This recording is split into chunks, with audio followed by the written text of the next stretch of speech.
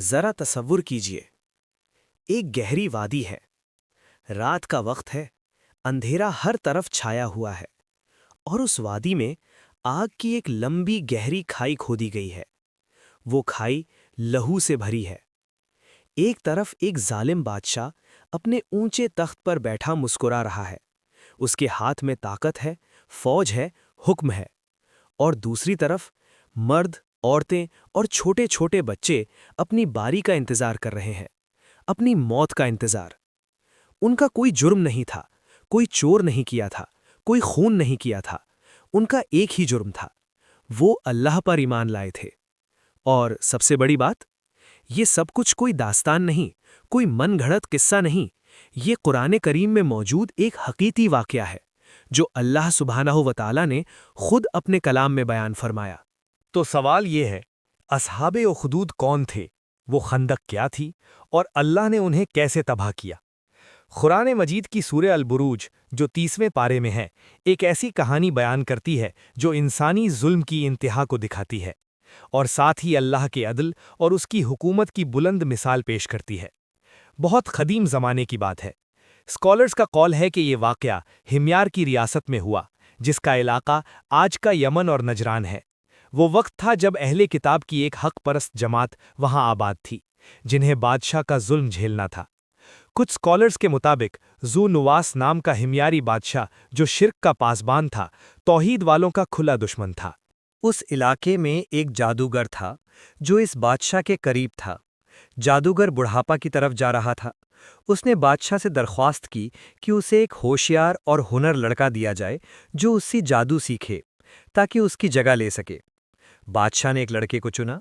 وہ لڑکا ذہین تھا، ہوشیار تھا، اور اس لڑکے کے اندر کچھ ایسا تھا جو ہر کسی میں نہیں ہوتا۔ وہ حق کی تلاش میں تھا۔ اس عمر میں بھی جب لوگ دنیا کی رنگینیوں میں کھو جاتے ہیں، اس لڑکے کا دل روشنی کھوجنا چاہتا تھا۔ روز وہ جادوگر کے پاس جاتا، رستہ لمبا تھا، اور اس راستے میں ایک راہب کا چھوٹا سا گھر پڑتا تھا۔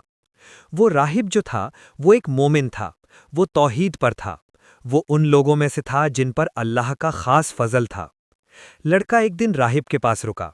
سنائی دیا کچھ ایسا جو اس کے دل نے پہلے کبھی نہیں سنا تھا۔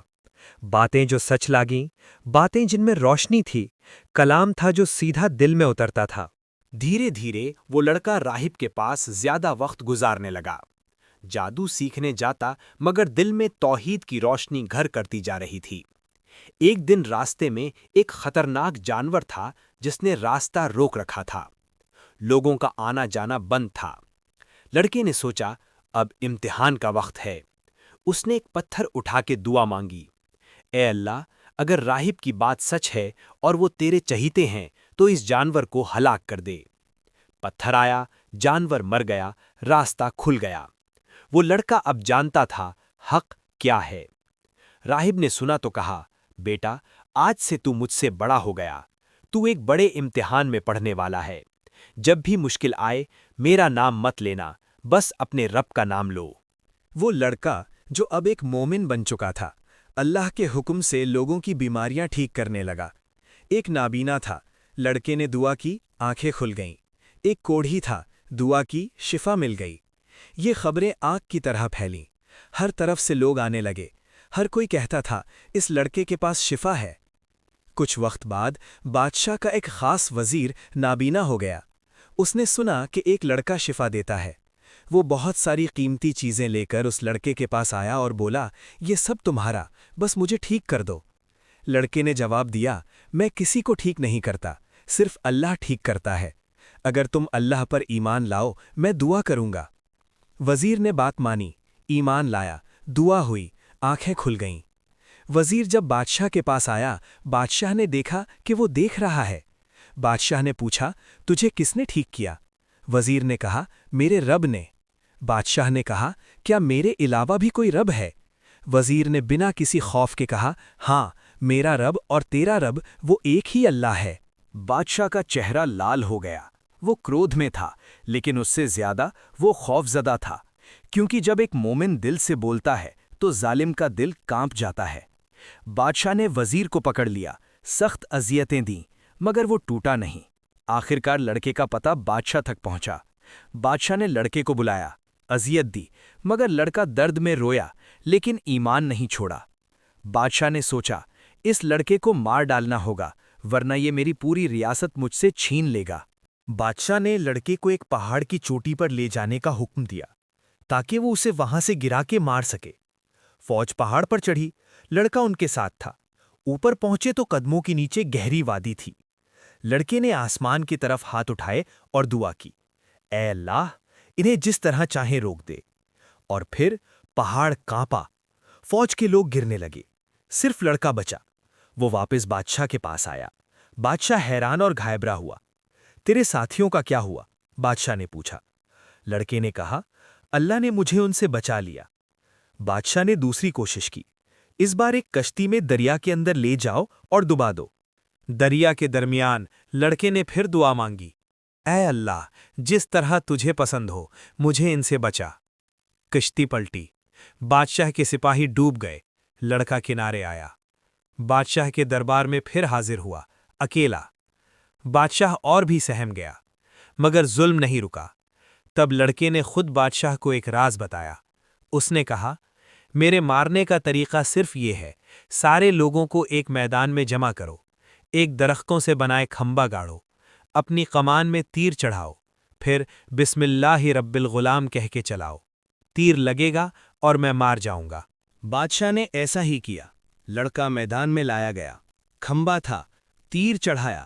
بادشاہ نے خود بسم اللہ رب الغلام کہہ کے تیر چلایا، تیر لگا، لڑکا شہید ہو گیا۔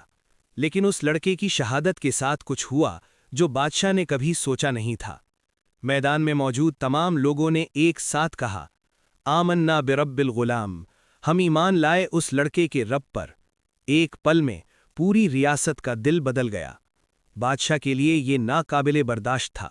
اس نے سوچا، ایک لڑکا مار دیا مگر اس کی شہادت نے اور زیادہ لوگ ایمان لائے، اب کیا کروں گا؟ شیطان کی سوچ نے اسے ایک ایسا فیصلہ کرنے پر ابھارا جو انسانی تاریخ کا سب سے خونی اور ظالمانہ عمل بن گیا۔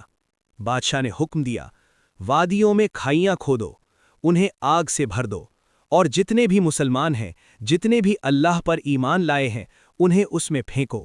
سپاہی گئے، گھر گھر دستکیں دیں، مومنوں کو پکارا گیا۔ عورتیں، مرد، بزرگ اور جوان سب کو ایک جگہ جمع کیا گیا، اور پھر سب سے پہلے ایک بزرگ کو کھائی کے کنارے لایا گیا۔ اس نے آگ کو دیکھا، بادشاہ کی طرف دیکھا، پھر آسمان کی طرف دیکھا، اور پھر کھائی میں کود گیا۔ ایک کے بعد ایک لوگ کھائی میں پھینکے گئے یا خود کودے۔ روایات میں آیا ہے کہ ایک عورت اپنے چھوٹے سے بچے کو لے کر کھائی کے کنارے پر آئی۔ جب اس نے آگ دیکھی وہ رک گئی۔ بچہ چھوٹا تھا، ماں کے ہاتھ کانپے۔ ماں نے سوچا، کیا میں اپنے اس پیارے بچے کو آگ میں لے جاؤں؟ اور اس وقت اللہ کے حکم سے وہ بچہ بولا، امی جان صبر کرو، تم حق پر ہو۔ یہ معجزہ صحیح مسلم کی حدیث میں موجود ہے۔ وہ عورت کہیں نہیں گئی، اس نے اپنے بچے کو سینے سے لگایا، تکبیر کہی اور وہ آگ میں کود پڑی۔ ظالم بادشاہ اور اس کے ساتھی کھائی کے کنارے کرسیوں پر بیٹھ کے یہ سب دیکھ رہے تھے۔ ہنسی تھی ان کے چہروں پر، جشن تھا، لیکن مومنوں کے دل میں کوئی خوف نہیں تھا، کوئی پشیمانی نہیں تھی۔ ان کے چہروں پر سکون تھا، کیونکہ وہ جانتے تھے کہ یہ فانی دنیا ختم ہو رہی ہے اور آبادی کا دروازہ کھل رہا ہے۔ وہ زندگی ایک لمحے کی تھی، موت کی طرف جانا ان کے لیے اپنے رب کی طرف لوٹنا تھا۔ اب وہ وقت آیا جس کا ظالم نے کبھی سوچا نہیں تھا۔ اسکالرز اور مورخین نے بیان کیا ہے کہ ذونواس، اس ظالم بادشاہ پر اللہ کا عذاب دنیا میں بھی آیا۔ حبشہ یعنی ایتھیوپیا کی کرسچن فوج نے جو نجاشی کے حکم پر چلتی تھی، یمن پر حملہ کیا۔ ذونواس کی فوج شکست کھائی، بادشاہ بھاگ کھڑا ہوا۔ روایات کے مطابق وہ گھوڑے پر سوار ساحل پر پہنچا اور اپنے گھوڑے سمیت دریا کی لہروں میں کھو گیا۔ وہ جو آگ لوگوں کے لیے روشن کرتا تھا، وہ خود اس سے بھی بڑا عذاب لے کر آیا۔ اور جو مومنوں نے شہادت دی، قرآن نے انہیں اصحاب الاخدود کے نام سے یاد کیا، جو قیامت تک زندہ ہیں۔ وہ عورت جو اپنے بچے کو لے کر آگ میں کودی، وہ مرد جو ایک ایک کر کے کھائی میں اترے، وہ راہب جس نے توحید کا پیغام دیا، سب اللہ کی بارگاہ میں مقبول تھے۔